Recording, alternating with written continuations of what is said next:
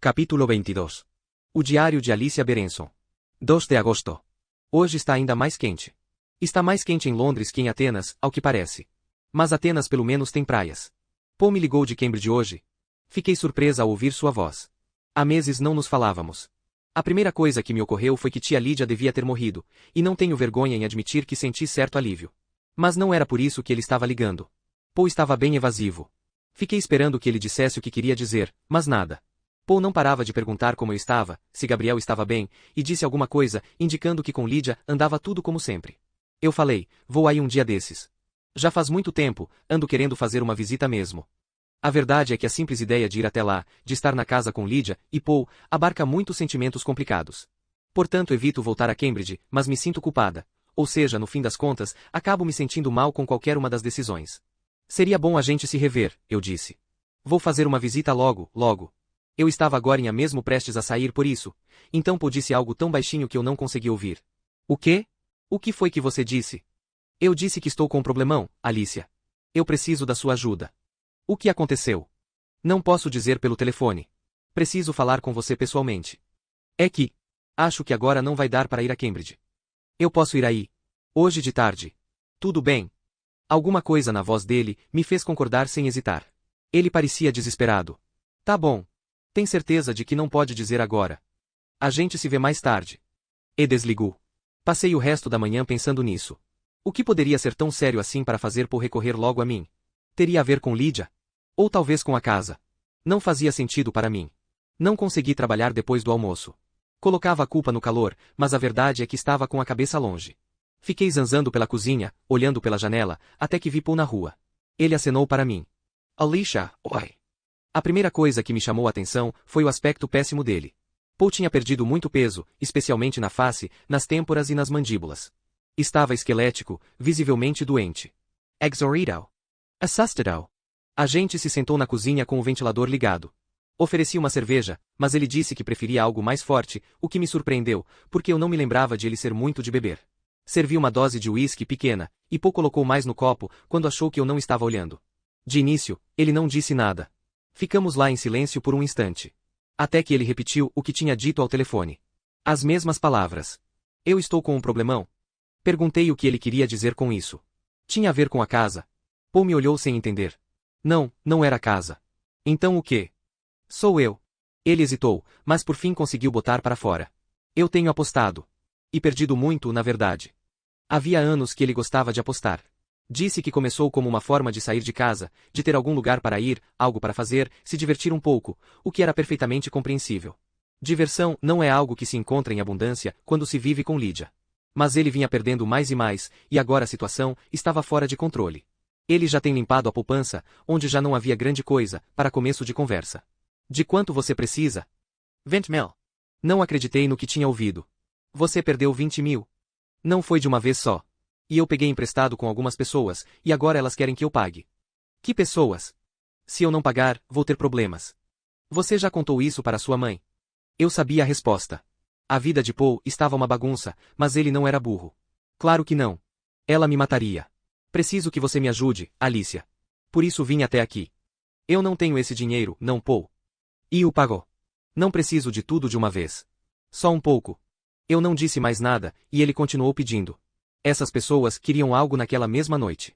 Paul não tinha coragem de voltar de mãos vazias. Qualquer coisa que eu pudesse dar, não importava. Eu não sabia o que fazer. Queria ajudá-lo, mas desconfiava que lhe dar dinheiro não seria a melhor maneira de enfrentar o problema. Também sabia que seria muito difícil continuar impedindo que tia Lídia tomasse conhecimento do seu segredo. Eu nem sabia o que faria se estivesse na pele dele. Enfrentar Lídia provavelmente seria ainda mais apavorante que os agiotas. Vou fazer um cheque para você, falei por fim. Paul ficou num estado patético de gratidão, murmurando, obrigado, obrigado. Entreguei a ele um cheque de 2.000 libras, ao portador. Sei que não era o que Paul queria, mas aquilo tudo era novidade para mim. Eu nem tinha certeza de que acreditava em tudo o que ele estava dizendo. Alguma coisa naquela história não parecia verdade. Talvez eu possa dar mais dinheiro a você depois de conversar com Gabriel. Mas é melhor a gente encontrar outra maneira de cuidar desse assunto. O irmão de Gabriel é advogado, você sabe. Talvez ele possa. Paul deu um salto, apavorado, balançando a cabeça. Não, não, não. Não conta para o Gabriel. Não envolve ele nisso. Por favor. Vou dar um jeito de resolver a situação. Eu vou dar um jeito. E Lídia? Talvez você devesse. Paul fez que não com a cabeça furiosamente e pegou o cheque. Ficou decepcionado com o valor, mas não disse nada. E logo depois se retirou. Estou com a sensação de tê-lo deixado na mão. É um sentimento que sempre tive em relação a ele, desde quando éramos pequenos. Eu nunca estive à altura das expectativas que ele tinha em relação a mim, de que eu fosse uma figura materna para ele. Mas Paul devia saber como eu sou. Não tenho instinto materno. Quando Gabriel voltou, eu contei para ele essa história. E ele ficou aborrecido comigo. Disse que não devia ter dado dinheiro a Paul, que não devo nada a ele, que ele não é responsabilidade minha.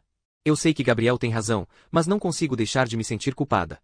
Eu consegui fugir daquela casa de Lídia, mas Paul não. Ele continua preso lá. É como se ele ainda tivesse 8 anos. E eu quero ajudá-lo.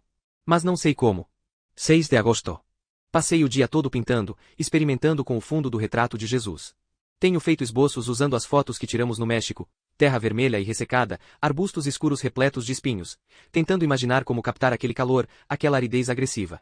E de repente ouvi Jean Félix me chamando. Por um segundo pensei em ignorá-lo, fingir que não estava em casa. Mas ouvi o tinido da fechadura do portão, e já era tarde.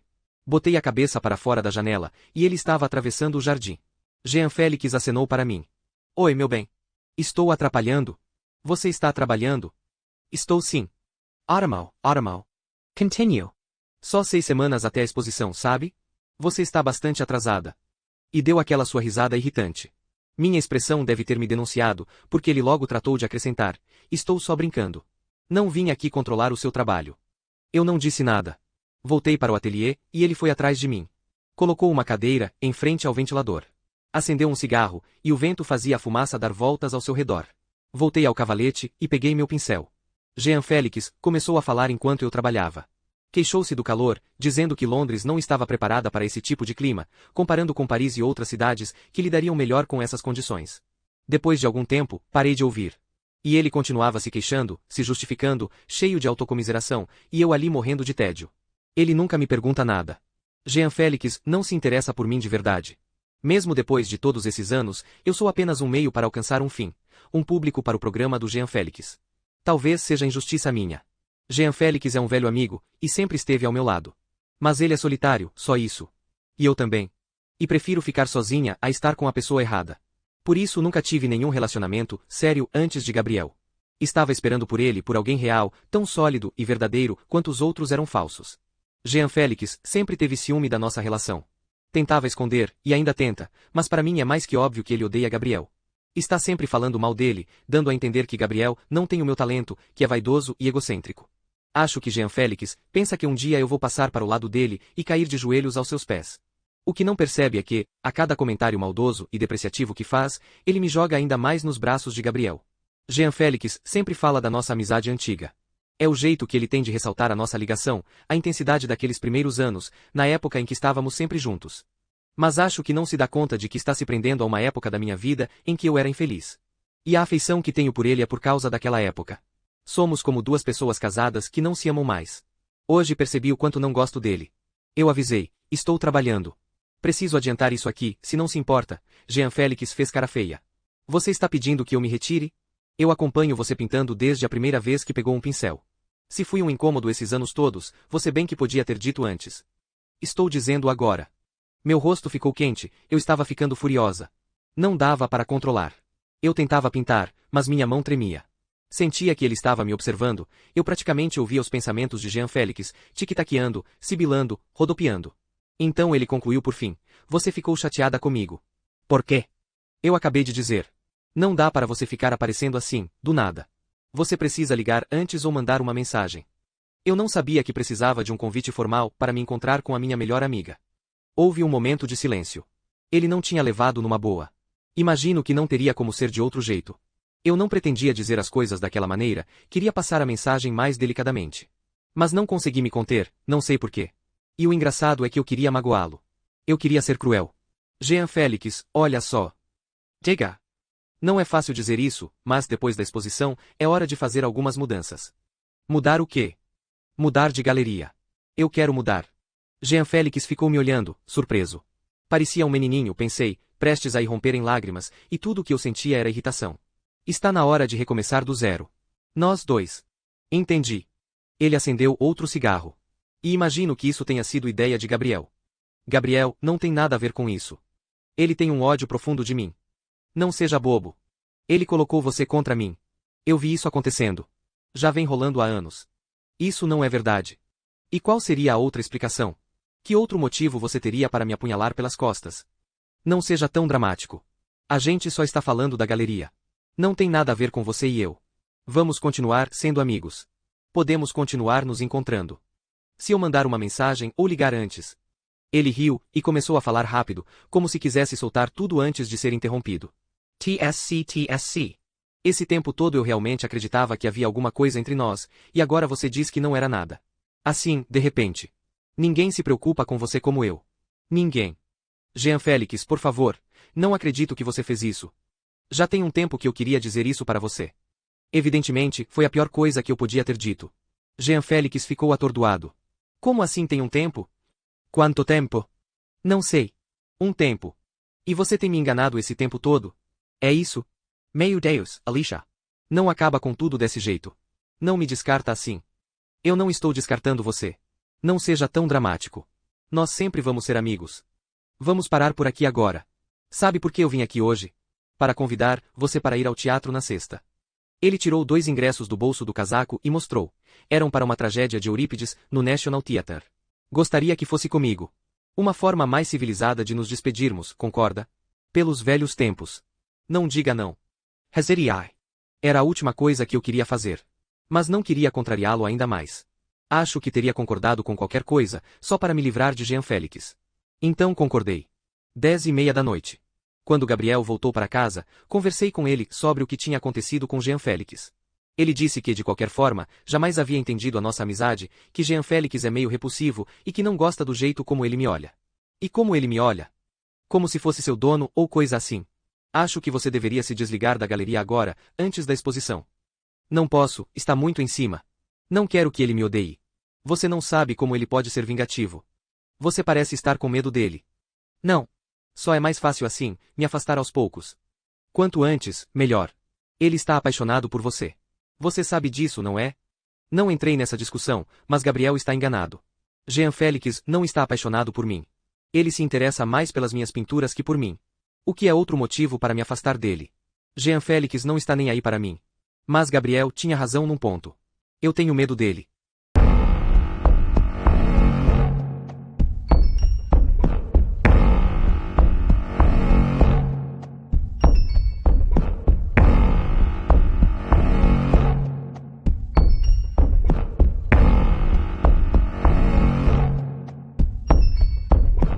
Capítulo 23. Encontrei Diomedes em sua sala. Ele estava sentado num banco em frente à harpa. A enorme estrutura de madeira ornamentada, enquadrando toda aquela chuva de cordas douradas. Que belo objeto, comentei. Diomedes assentiu. E muito difícil de tocar. Ele fez uma demonstração, passando os dedos carinhosamente pelas cordas. Uma suave escala ressoou pela sala. Gostaria de experimentar? Sorri, acenando negativamente com a cabeça. Ele riu. Como vê, continuo perguntando, na esperança de que você mude de ideia. Ninguém pode dizer que não sou persistente. Não sou muito musical. Foi o que disse sem rodeios o meu professor de música na escola. Como a terapia, a música é uma questão de relacionamento, dependendo inteiramente do professor que se tem. Sem dúvida. Ele olhou de relance pela janela, fazendo um gesto com o queixo para o céu que escurecia. Essas nuvens estão carregadas de neve. Me parecem mais nuvens de chuva. Não é neve. Pode ter certeza, meus antepassados todos eram pastores na Grécia.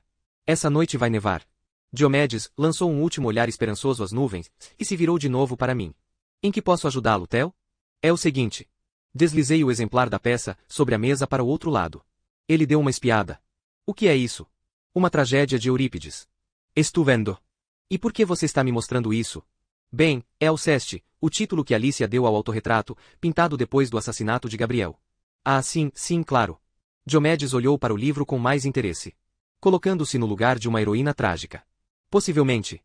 Devo reconhecer que estou meio empacado. Achei que você podia lidar melhor com isso. Por ser grego? Ele deu uma risada. Você acha que toda tragédia grega me é familiar? Bom, de qualquer forma, mais familiar do que para mim. Não sei porquê. É como partir do pressuposto de que todo inglês conhece as obras de Shakespeare. Diomedes me lançou um olhar de compaixão. Felizmente para você, essa é a diferença entre os nossos países. Todo grego conhece as tragédias. As tragédias são nossos mitos, nossa história, nosso sangue. Então vai poder me ajudar com essa. Diomedes pegou o livro e começou a folheá-lo. E qual é a sua dificuldade? Minha dificuldade é o fato de ela não falar. Alceste morre pelo marido. E no fim, retorna à vida, mas se mantém em silêncio. Ah, como Alicia. É. Então volto a fazer a pergunta. Qual é a sua dificuldade? Bom, parece claro que há alguma ligação, mas eu não consigo entender. Por que Alceste não fala no fim? Por que você acha? Não sei. Talvez ela tenha sido dominada pelas emoções. Talvez. Que emoções? Alegria? Alegria? Ele riu. Theo, pense bem. Como você se sentiria? A pessoa que você mais ama no mundo o condenou a morrer, por pura covardia. É uma traição. Quer dizer que ela estava irritada? Você nunca foi traído? A pergunta me atravessou feito uma lança. Senti que ruborizava. Meus lábios se moveram, mas não saía nenhum som. Diomedes sorriu. Dá para ver que sim. Então. Me diga. Como Alceste se sente? Dessa vez eu sabia a resposta. Furiosa. Ela está, furiosa. Sim. Diomedes concordou. Mais que furiosa. Ela sente uma fúria assassina. Ele deu uma risada. É impossível não se perguntar como vai ser a relação dos dois no futuro, de Alceste e Admeto. Confiança, uma vez perdida, é difícil de ser recuperada. Levei alguns segundos para me recompor outra vez e falar. E Alicia? O que tem Alicia? Alceste foi condenada a morrer pela covardia do marido. E Alicia? Não, Alicia não morreu. Não fisicamente. Ele deixou as palavras ressoarem. Já psiquicamente. Você está dizendo que aconteceu alguma coisa que matou o espírito dela, a vontade de estar viva? É uma possibilidade. Eu não estava satisfeito. Peguei o livro e dei uma olhada. Na capa havia uma estátua clássica, uma linda mulher imortalizada no mármore. Fiquei olhando, pensando no que Jean Félix tinha me dito. Se Alicia morreu, como Alceste, precisamos trazê-la de volta à vida. Exatamente. Me ocorreu que, se o jeito de Alicia se expressar é por meio da arte, que tal darmos uma voz para ela? E como faríamos isso? Que tal deixar que ela pinte? Diomedes me encarou com surpresa no olhar, e logo descartou a ideia, num gesto de desdém com a mão. Ela já faz arteterapia. Não estou falando de arteterapia, mas de deixar Alicia trabalhar do jeito dela, sozinha, com um espaço próprio para criar. Deixar que ela se expresse, libere as emoções. Isso pode operar maravilhas. Diomedes ficou um segundo sem responder. Estava refletindo. Você vai ter que ver isso com a arteterapeuta. Já cruzou com ela por aí? Rowena Hart. Oxo duro de roer. Vou falar com ela. Mas com a sua bênção? Diomedes deu de ombros. Se você conseguir convencer Rowena, pode ir em frente. Mas já adianto que ela não vai gostar da ideia. Nem um pouquinho.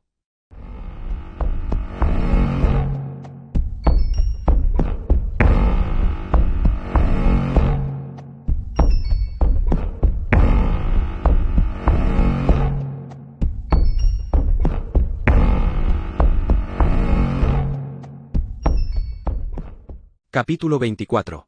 Eu acho uma excelente ideia, disse Rowena. Sério? Tentei não parecer surpreso. De verdade? Sim, claro. Só tem um problema, Alicia não vai gostar. Como você sabe? Rowena bufou com sarcasmo. Porque Alicia é a piranha menos comunicativa e receptiva com quem eu já trabalhei. Ah! Acompanhei Rowena até a sala de arteterapia. As manchas de tinta no chão formavam um mosaico abstrato, e as paredes estavam cobertas de trabalhos, alguns bons, a maioria apenas esquisito.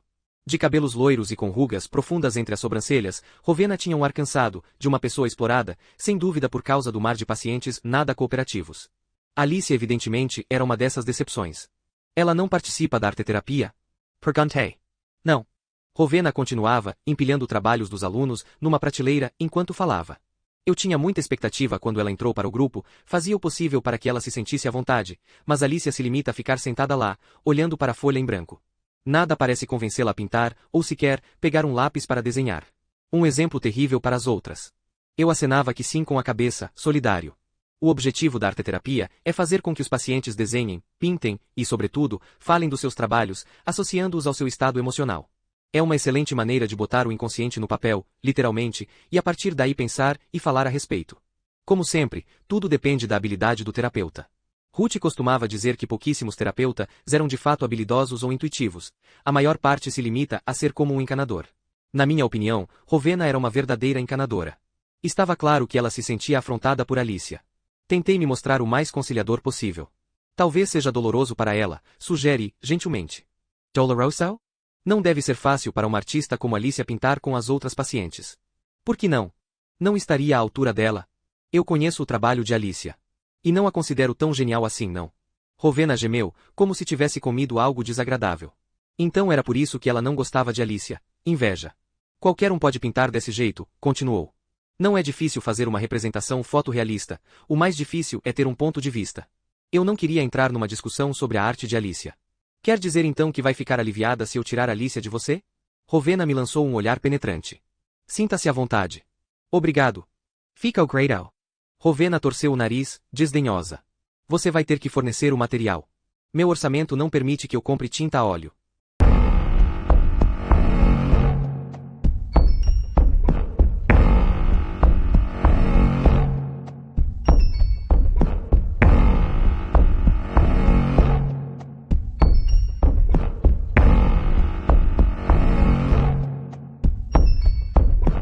Capítulo 25. Tenho que confessar uma coisa. Alicia não olhava para mim. Prosegui, observando-a atentamente. Outro dia eu estava no Sorro, e por acaso passei em frente à sua antiga galeria. Então resolvi entrar. E o gerente fez a gentileza de me mostrar algumas obras suas. Acho que ele é um velho amigo seu. Jean Felix Martin. Fiquei esperando uma reação. Nada. Espero que não considere uma invasão da sua privacidade. Talvez eu devesse ter consultado você antes. Espero que não se importe. Nenhuma reação. Vi algumas pinturas que não conhecia. O retrato da sua mãe. E o da sua tia Lydia Rose. Alice ergueu lentamente a cabeça e olhou para mim. Nos olhos, uma expressão que eu não tinha visto antes. Não conseguia defini-la muito bem. Estaria achando divertido? Independentemente do meu interesse por estar trabalhando nesse caso, já que sou seu terapeuta, eu achei as pinturas intensas. São obras muito fortes. Alice abaixou os olhos. Estava perdendo o interesse. Tratei de insistir. Algumas coisas me impressionaram. No quadro do acidente de carro da sua mãe, está faltando uma coisa. Você não se retratou no carro, embora estivesse lá. Nenhuma reação.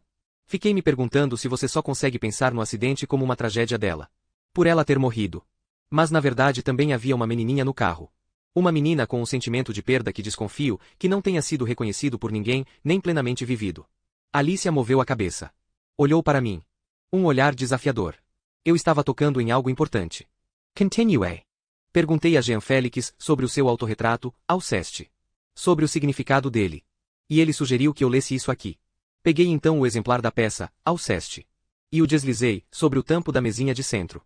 Alicia olhou para o livro. Por que ela não fala? É a pergunta que Admeto faz. E eu faço a mesma pergunta a você, Alicia. O que você não consegue dizer? Por que você precisa ficar em silêncio? Alicia fechou os olhos, me fazendo desaparecer. Fim de papo. Olhei para o relógio na parede atrás dela. A sessão estava quase no fim. Faltavam poucos minutos. Eu vinha aguardando o meu trunfo. E o coloquei na mesa, com um nervosismo que torcia para não estar evidente. Jean Félix fez uma sugestão. Que eu achei muito boa. Ele acha que você devia voltar a pintar. Você gostaria? A gente poderia providenciar um espaço privado para você, com telas, pincéis e tintas. Alicia piscou. Abriu os olhos. Foi como se uma luz tivesse se acendido dentro deles.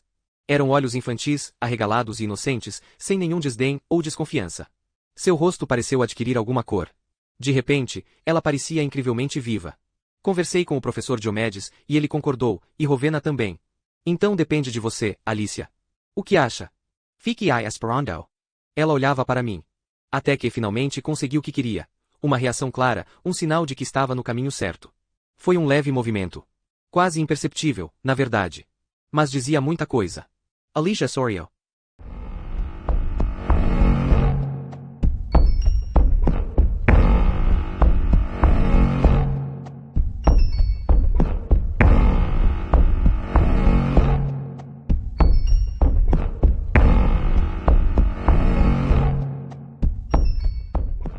Capítulo 26.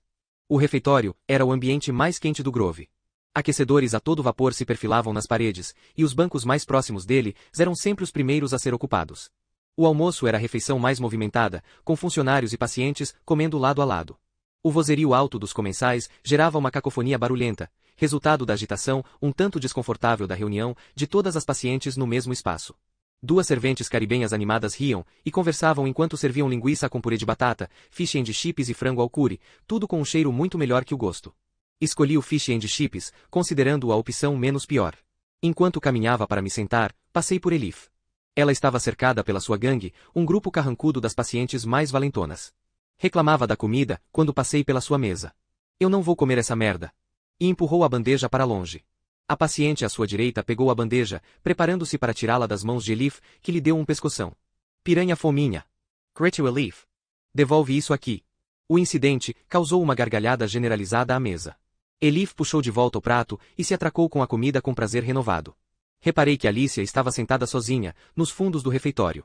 Beliscava um pedaço ínfimo de peixe, feito um passarinho anoréxico, movendo-o pelo prato sem levá-lo à boca. Fiquei tentado a me sentar com ela, mas resolvi não fazer isso. Se Alicia tivesse feito contato visual, talvez eu fosse até lá. Mas ela mantinha os olhos baixos, como se quisesse bloquear completamente o ambiente e as pessoas ao redor. Me intrometer no espaço dela iria parecer uma invasão de privacidade, então me sentei na ponta de outra mesa, afastado de todo o paciente, e comecei a comer meu fish and chips. Comi apenas uma garfada do peixe encharcado de gordura, sem gosto, requentado e ainda frio no meio. E concordei com a avaliação de Elif. Estava prestes a jogar a comida no lixo quando alguém se sentou à minha frente. Para minha surpresa, era Christian. E aí, tudo certo? Perguntou, com um aceno de cabeça. Tudo, e você? Christian não respondeu. Atacou com voracidade a maçaroca, que era o arroz com curry. Fiquei sabendo do seu plano de fazer Alicia pintar, comentou entre duas garfadas. Já vi que as notícias voam. Aqui é assim. Ideia sua? Hesitei. Foi. Acho que vai ser bom para ela. Christian parecia duvidar de mim. Cuidado, parceiro. Obrigado pelo alerta. Mas está tudo bem. Só estou dizendo. Borderlines são sedutores. É o que está acontecendo. Acho que você não sacou direito. Ela não vai me seduzir, Christian. Ele riu.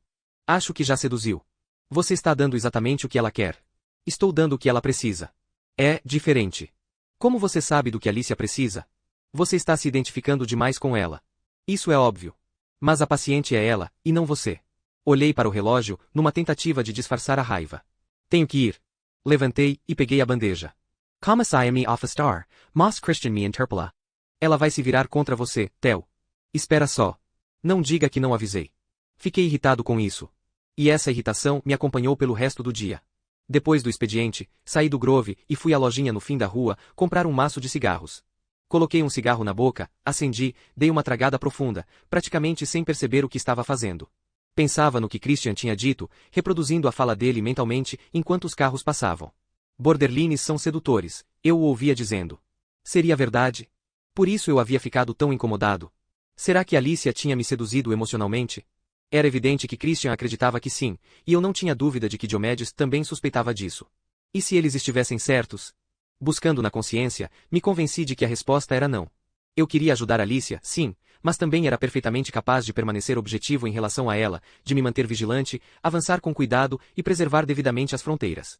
Mas eu estava errado. Já era tarde demais, embora eu não fosse capaz de admitir isso, nem sequer para mim mesmo. Liguei para Jean Félix na galeria. Perguntei o que havia acontecido com o material de pintura de Alicia, tintas, pincéis, telas. Ficou tudo em algum guarda-móveis? Depois de uma breve pausa, ele respondeu, na verdade não. Eu fiquei com as coisas dela. Ah é? É.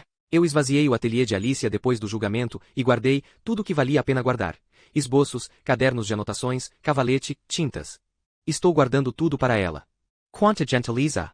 Quer dizer que você está seguindo o meu conselho? Vai deixar Alicia pintar? Vou. Resta saber se isso vai dar em alguma coisa. Sim, vai dar em alguma coisa. Você vai ver. Só peço que me deixe dar uma olhada no que ela pintar.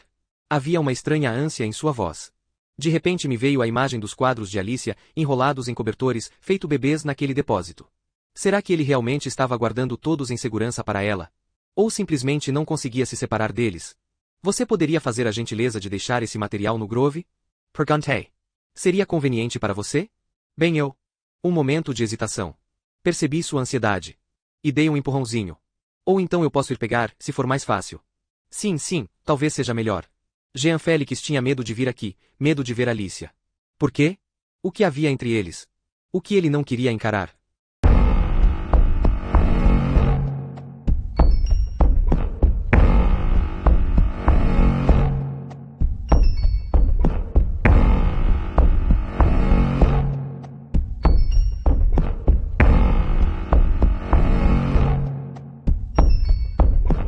Capítulo 27. A que horas você vai encontrar a sua amiga? Perguntei. Às 7. Depois do ensaio. Kate me entregou sua xícara de café. Se não consegue lembrar o nome dela, Theo, é Nicole. Certo. E bocciei. Kate me encarou com um olhar sério. Sabe, fico meio ofendida por você não lembrar. Ela é uma das minhas melhores amigas. Porra, você foi a despedida dela. Claro que me lembro da Nicole. Eu só tinha esquecido o nome, só isso. Kate revirou os olhos. A squeeze. McEnhiro. Vou tomar um banho. E saiu da cozinha. Sorri comigo mesmo. 7 horas. Às 15 para 7, eu caminhava ao longo do rio em direção ao lugar onde Kate ensaiava, em South Bank. Me sentei num banco em frente ao salão de ensaio, de costas para a entrada, para que ela não me visse imediatamente caso saísse cedo. De vez em quando, olhava para trás. Mas a porta continuava fechada. Até que, às 7h05, ela se abriu.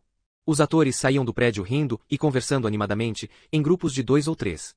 Ninham sinal de Cathy. Espirei 5 minutos. 10 minutos. Parou de sair gente, ninguém mais apareceu. Eu podia não tê-la visto sair. Ela podia ter saído antes da minha chegada. A menos que nem estivesse lá. E se tivesse mentido a respeito do ensaio? Levantei e me encaminhei para a entrada. Eu precisava me certificar. E se ela ainda estivesse lá dentro e me visse? Que de culpa, Daria? Eu queria fazer uma surpresa. Sim.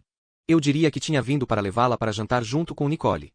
Kate ia dar um jeito de se esquivar com mentiras, alguma desculpa esfarrapada. Nicole está doente e Nicole não veio. E nós dois acabaríamos passando uma noite juntos, sozinhos, completamente sem jeito um com o outro. Mais uma noite de longos silêncios. Cheguei à entrada. Hesitei, segurei a maçaneta verde enferrujada e abri a porta. Entrei. O interior de concreto, aparente, tinha cheiro de umidade. O espaço de ensaio ficava no 4º andar. Kate se queixava de precisar subir as escadas todo dia, e segui pela escadaria central. Cheguei ao 1º andar e já ia subir para o 2º, quando ouvi uma voz na escada, no andar de cima. Era Cathy. Estava ao celular. Eu sei, sinto muito. Te vejo já já. Não vou demorar. Tá bom, até mais. Congelei. Estávamos a segundos de nos esbarrar. Desai correndo e me escondi na cova da escada. Kate passou sem me ver. E atravessou a porta, deixando-a bater. Saí correndo atrás dela, deixei o prédio. Kate se afastava com pressa, em direção à ponte. Eu a seguia, me desviando dos transeuntes e dos turistas, tentando manter distância sem perdê-la de vista. Kate atravessou a ponte e desceu a escada para a estação de metrô Embankment Intimementimb. Fui atrás dela, me perguntando que linha pegaria. Mas ela não entrou no metrô. Em vez disso, atravessou a estação e saiu do outro lado. Continuou caminhando em direção a Charing Cross Road. Eu a seguia. Fiquei parado alguns passos atrás dela no sinal de trânsito. Atravessamos a Charing Cross Road e chegamos ao Sorro. Eu ia atrás dela pelas ruas estreitas. Ela dobrou à direita, à esquerda, mais uma vez à direita. Até que parou de repente. Na esquina da Lexington Street. E ficou esperando. Então era ali o ponto de encontro. Um bom lugar, central, movimentado, anônimo. Hesitei e me enfiei num pub na esquina. Me sentei ao bar de onde, pela vidraça, conseguia ver Kate do outro lado da rua. O barman de barba, revolta com ar entediado, olhou para mim. O que vai ser? Um chopp. Guinness. Ele bocejou e foi para o outro lado do bar, servir uma caneca. Fiquei de olho em Kate. Estava convencido de que ela não conseguiria me ver pelo vidro, mesmo que olhasse na minha direção. Em certo momento, ela de fato olhou, direto para mim. Meu coração parou por um segundo. Tive certeza de que ela havia me visto, mas não foi o caso. O olhar seguiu em outra direção. Passaram-se 10 minutos, e Kate continuava esperando. Eu também. Bebia meu chopp devagar, observando. Ele estava demorando, quem quer que fosse. Ela não devia estar gostando disso. Kate não gostava que a fizessem esperar, embora estivesse sempre atrasada. Dava para perceber que estava ficando irritada, franzindo a testa e olhando para o relógio. Um homem atravessou a rua e foi na direção dela. Nos poucos segundos do percurso, eu avaliei de cima a baixo. Alto e forte. Cabelos loiros na altura dos ombros, o que me surpreendeu, pois Kate sempre dizia que gostava de homens de cabelos escuros e olhos como os meus. A menos que fosse outra mentira. Mas o sujeito passou direto por ela, que nem olhou para ele. E logo desapareceu. Não era ele. Eu já me perguntava se Kate e eu não estávamos pensando a mesma coisa. Tinham furado com ela. Mas então seus olhos se arregalaram. Cathy Sorio. Acenou para o outro lado da rua, para alguém que eu não conseguia ver quem era. Finalmente, pensei. É ele. E estiquei o pescoço para ver. Para minha surpresa, uma loira bem vulgar com uns 30 anos, de saia inacreditavelmente curta e saltos incrivelmente altos, se aproximou de Kate. Imediatamente a reconheci. Nicole. Elas se deram um abraço e um beijo. E se afastaram, conversando e rindo, de braços dados. Portanto, Kate não tinha mentido sobre o encontro com Nicole. Fiquei estarrecido ao perceber minhas emoções. Eu devia ter ficado aliviado ao constatar que Kate estava dizendo a verdade. Devia me sentir grato. Mas não foi como eu me senti. Eu estava decepcionado.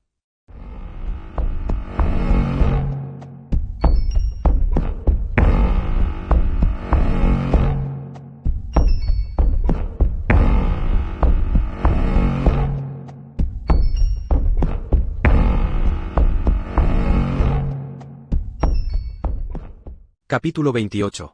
E então, Alicia, o que você acha? Nautilus, hein? Gostou? Yuri exibia orgulhoso o novo ateliê. Fora a ideia dele aproveitar o quarto desocupado ao lado do aquário, e eu concordei.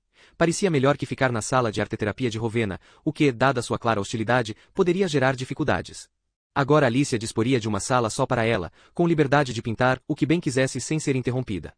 Alicia observou o espaço. Seu cavalete tinha sido desembalado e montado junto à janela, onde havia mais claridade. A caixa de tinta estava aberta sobre uma mesa. Yuri piscou para mim quando Alicia se aproximou dela.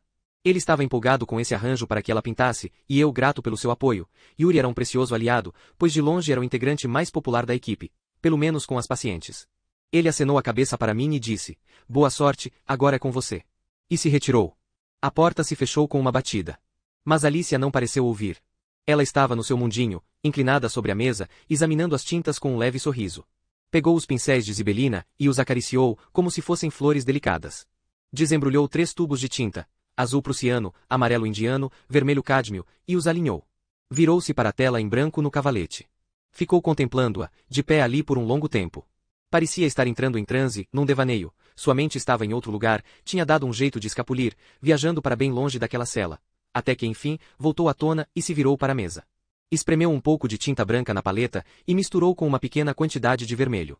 Precisava misturar as tintas com um pincel, pois suas espátulas foram confiscadas imediatamente por Stephanie quando chegaram ao Grove, por motivos óbvios. Alicia levou o pincel à tela. E deu uma pincelada. Uma única pincelada vermelha, no espaço branco. Ficou analisando por um instante. E deu outra pincelada. Mais outra. E logo, estava pintando sem pausa nem hesitação, numa fluidez total de movimentos. Era uma espécie de dança entre ela e a tela. E fiquei observando as formas que Alicia criava. Eu estava em silêncio, mal ousava respirar. Me sentia diante de um momento íntimo, observando um animal selvagem dar à luz. Apesar de consciente da minha presença, Alicia não parecia se importar. Vez por outra erguia os olhos sem parar de pintar e olhava para mim. Quase como se me estudasse. Nos dias subsequentes, a pintura foi tomando forma aos poucos, primeiro incompleta, um rascunho, mas com crescente clareza, para afinal saltar da tela, numa explosão de impecável e brilhante fotorrealismo. Alicia pintou um prédio de tijolos aparentes, um hospital, e era inegável que se tratava do Grove. Estava pegando fogo, completamente envolto em chamas. Havia 2 figuras perceptíveis na escada de incêndio. Um homem e uma mulher tentando escapar. A mulher era sem dúvida a própria Alicia, os cabelos ruivos da mesma cor que as chamas. E eu me reconheci no homem. Levava Alicia nos braços, suspendendo-a, enquanto o fogo lambia meus tornozelos.